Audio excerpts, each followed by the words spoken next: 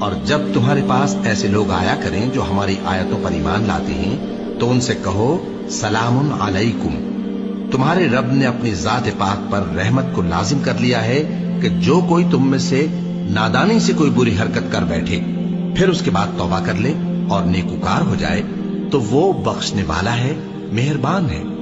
اور اسی طرح ہم اپنی آیتیں کھول کھول کر بیان کرتی ہیں تاکہ تم لوگ ان پر عمل کرو، اور اس لیے کہ گناہگاروں کا رستہ ظاہر ہو جائے۔ اے پیغمبر، کفار سے کہہ دو کہ جن کو تم اللہ کے سوا پکارتے ہو مجھے ان کی عبادت سے منع کیا گیا ہے۔ یہ بھی کہہ دو کہ میں تمہاری خواہشوں کی پیروی نہیں کروں گا، ایسا کروں تو گمراہ ہو جاؤں اور ہدایت یافتہ لوگوں میں نہ رہوں۔ کہہ دو کہ میں تو اپنے پروردگار کی دلیل روشن پر ہوں اور تم اس کی تکذیب کرتے ہو۔ جس چیز یعنی عذاب کے لیے تم جلدی کر رہے ہو وہ میرے پاس نہیں ہے، ایسا حکم اللہ ہی کے اختیار میں ہے۔